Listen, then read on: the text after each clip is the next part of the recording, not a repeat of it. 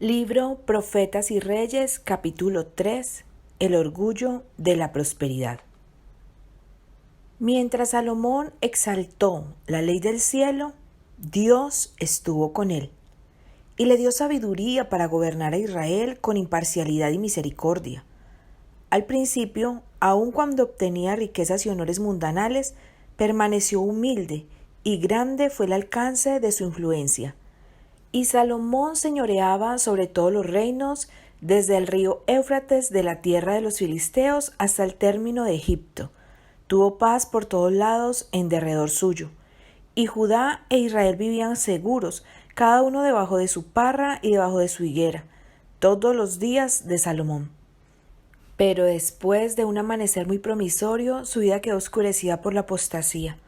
La historia registra el triste hecho de que el que había sido llamado Jedidiad, amable a Jehová, el que había sido honrado por Dios con manifestaciones de favor divino tan notables que su sabiduría e integridad le dieron fama mundial, el que había inducido a otros a loar al Dios de Israel, se desvió del culto de Jehová para postrarse ante los ídolos de los paganos. Centenares de años antes que Salomón llegase al trono, el Señor, previendo los peligros que asediarían a los que fuesen escogidos príncipes de Israel, dio a Moisés instrucciones para guiarlos. El que hubiese de sentarse en el trono de Israel debía escribir para sí en un libro un traslado de esta ley, del original de delante de los sacerdotes levitas. Y dijo el Señor, lo tendrá consigo, y leerá en él todos los días de su vida, para que aprenda a temer a Jehová su Dios, para guardar todas las palabras de aquesta ley y estos estatutos, para ponerlos por obra, para que no se eleve su corazón sobre sus hermanos, ni se aparte del mandamiento a diestra ni a siniestra, a fin que prolongue sus días en su reino, él y sus hijos en medio de Israel. En relación con estas instrucciones, el Señor previno en forma especial al que fuese ungido rey y recomendó: ni tampoco ha de multiplicar para sí mujeres, porque no se aparte de mí su corazón, ni ha de aumentar para sí plata ni oro en sumo grado. Salomón conocía bien estas advertencias y durante cierto tiempo les prestó atención. Su mayor deseo era vivir y gobernar de acuerdo con los estatutos dados en el Sinaí. Su manera de dirigir los asuntos del reino contrastaba en forma sorprendente con las costumbres de las naciones de su tiempo, que no temían a Dios y cuyos gobernantes pisoteaban su santa ley. Al procurar fortalecer sus relaciones con el poderoso reino situado al sur de Israel, Salomón penetró en terreno prohibido. Satanás conocía los resultados que acompañarían la obediencia y durante los primeros años del reinado de Salomón, que fueron gloriosos por la sabiduría, la beneficencia y la integridad del rey, procuró introducir influencias que minasen insidiosamente la lealtad de Salomón a los buenos principios y le indujesen a separarse de Dios. Por el relato bíblico sabemos que el enemigo tuvo éxito en ese esfuerzo. Y Salomón hizo parentesco con Faraón, rey de Egipto, porque tomó la hija de Faraón y trájola a la ciudad de David. Desde un punto de vista humano, este casamiento, aunque contrariaba las enseñanzas de la ley de Dios, pareció resultar en una bendición, porque la esposa pagana de Salomón se convirtió y participaba con él en el culto del verdadero Dios. Además, Faraón prestó un señalado servicio a Israel al tomar a Geser, matar a los cananeos que habitaban la ciudad y darla en don a su hija, la mujer de Salomón.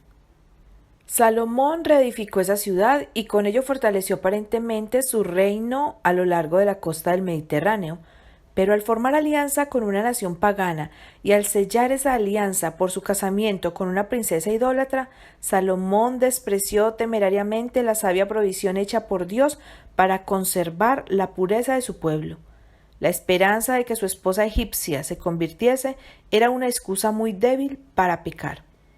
Durante un tiempo, Dios, en su misericordia compasiva, pasó por alto esta terrible equivocación, y el rey, por una conducta prudente, podría haber mantenido en jaque, por lo menos en gran medida, las fuerzas malignas que su imprudencia había desatado.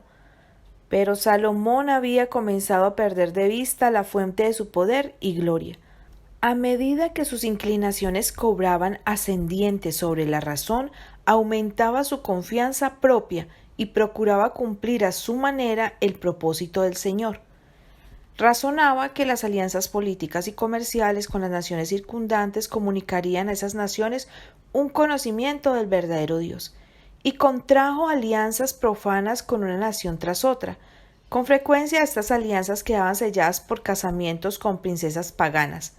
Los mandamientos de Jehová eran puestos a un lado en favor de las costumbres de aquellos otros pueblos. Salomón se había congratulado de que su sabiduría y el poder de su ejemplo desviarían a sus esposas de la idolatría al culto del verdadero Dios, y que las alianzas así contraídas atraerían a las naciones de un derredor a la órbita de Israel. Vana esperanza. El error cometido por Salomón al considerarse bastante fuerte para resistir la influencia de asociaciones paganas fue fatal. Lo fue también el engaño que le indujo a esperar que, no obstante haber despreciado él la ley de Dios, otros podrían ser inducidos a reverenciar y obedecer sus sagrados preceptos. Las alianzas y relaciones comerciales del rey con las naciones paganas le reportaron fama, honores y riquezas de este mundo. Pudo traer oro de Ofir y plata de Tarsis en gran abundancia, y puso al rey plata y oro en Jerusalén como piedras, y cedro como cabrahigos que nacen en los campos en abundancia. En el tiempo de Salomón era cada vez mayor el número de personas que obtenían riquezas, con todas las tentaciones acompañantes, pero el oro fino del carácter quedaba empañado y contaminado. Tan gradual fue la apostasía de Salomón que antes de que él se diera cuenta de ello, se había extraviado lejos de Dios. Casi imperceptiblemente comenzó a confiar cada vez menos en la dirección y bendición divinas y cada vez más en su propia fuerza. Poco a poco fue rehusando a Dios la obediencia inquebrantable que debía ser de Israel un pueblo peculiar y conformándose cada vez más estrechamente a las costumbres de las naciones circundantes. Cediendo a las tentaciones que acompañaban sus éxitos y sus honores, se olvidó de la fuente de su prosperidad. La ambición de superar a todas las demás naciones en poder y grandeza le indujo a pervertir con fines egoístas los dones celestiales que hasta entonces había empleado para glorificar a Dios. El dinero que debía haber considerado como un cometido sagrado para beneficio de los pobres dignos de ayuda y para difundir en todo el mundo los principios del santo vivir, se gastó egoístamente en proyectos ambiciosos. Embargado por un deseo avasallador de superar en ostentación a las demás naciones, el rey pasó por alto la necesidad de adquirir belleza y perfección de carácter. Al procurar glorificarse delante del mundo, perdió su honor e integridad. Las enormes rentas adquiridas al comerciar con muchos países fueron suplementadas por gravosas contribuciones. Así el orgullo, la ambición, la prodigalidad y la sensualidad dieron frutos de crueldad y exacciones. El espíritu concienzudo y considerado que había señalado su trato con el pueblo durante la primera parte de su reinado había cambiado. Después de haber sido el gobernante más sabio y más misericordioso, degeneró en un tirano. Antes había sido para el pueblo un guardián compasivo y temeroso de Dios, pero llegó a ser opresor y déspota. Cobraba al pueblo un impuesto tras otro, a fin de que hubiese recursos con que sostener una corte lujosa. El pueblo empezó a quejarse. El respeto y la admiración que antes tributara a su rey se trocaron en desafecto y aborrecimiento.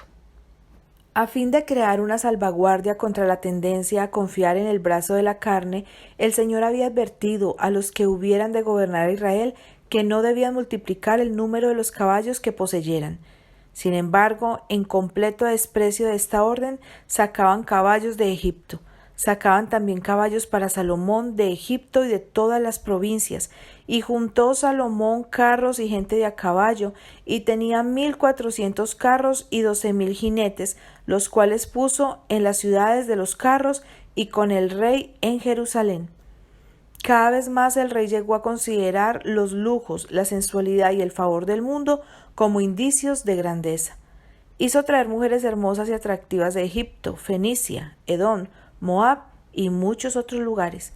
Esas mujeres se contaban por centenares. Su religión se basaba en el culto de los ídolos y se les había enseñado a practicar ritos crueles y degradantes. Hechizado por su belleza, el rey descuidaba sus deberes hacia Dios y su reino. Sus mujeres ejercieron una influencia poderosa sobre él y gradualmente le indujeron a participar de su culto. Salomón había despreciado las instrucciones que Dios había dado para que sirviesen como barrera contra la apostasía y llegó a entregarse al culto de los dioses falsos.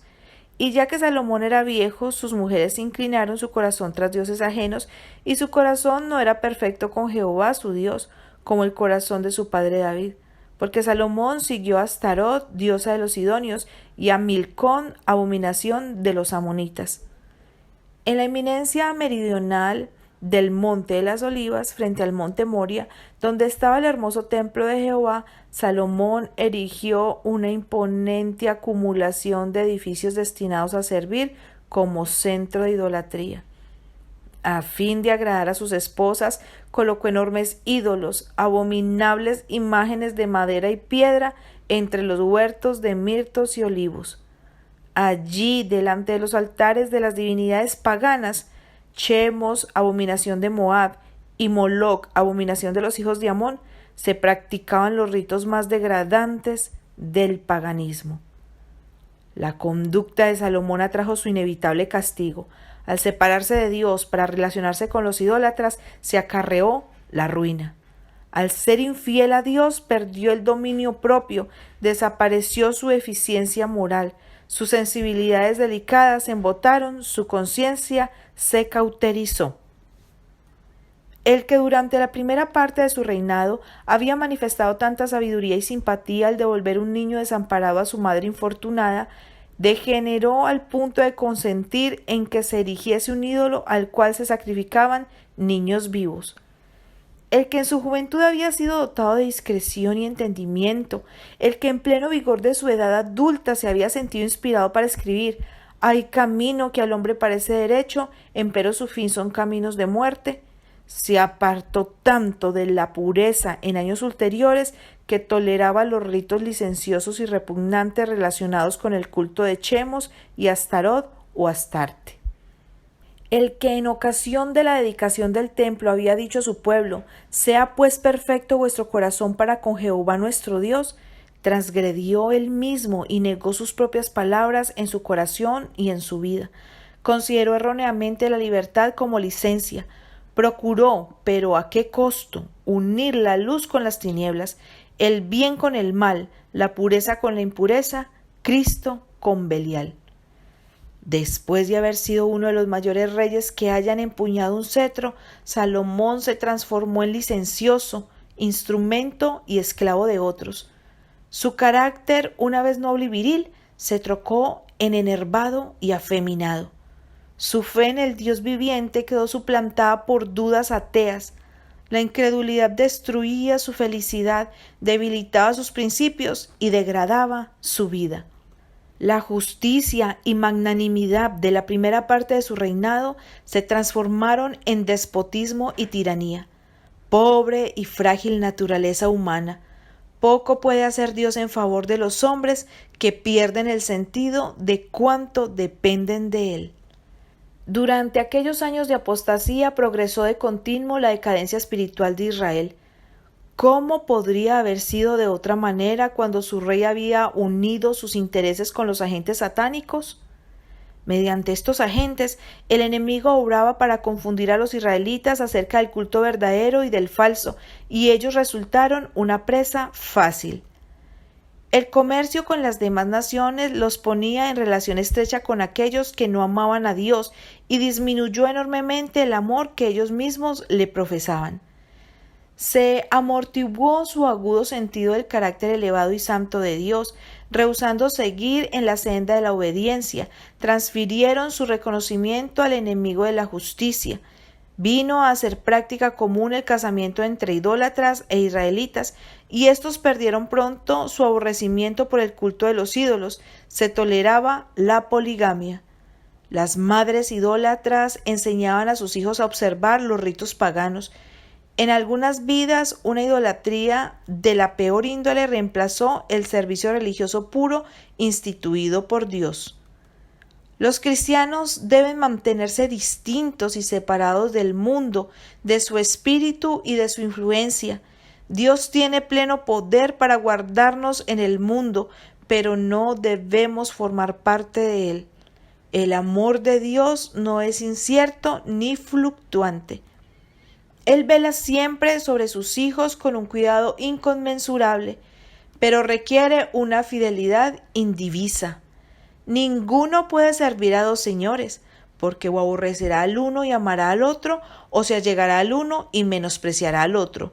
No podéis servir a Dios y a Mamón.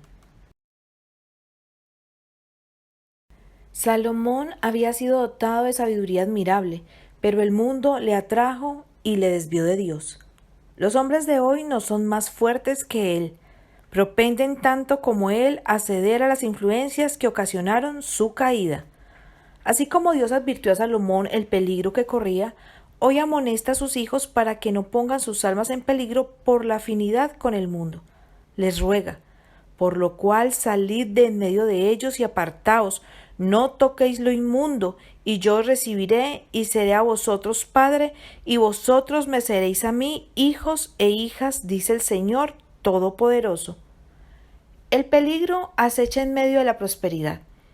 A través de los siglos, las riquezas y los honores han hecho peligrar la humildad y la espiritualidad. No es la copa vacía la que nos cuesta llevar, es la que rebosa la que debe ser llevada con cuidado. La aflicción y la adversidad pueden ocasionar pesar, pero es la prosperidad la que resulta más peligrosa para la vida espiritual.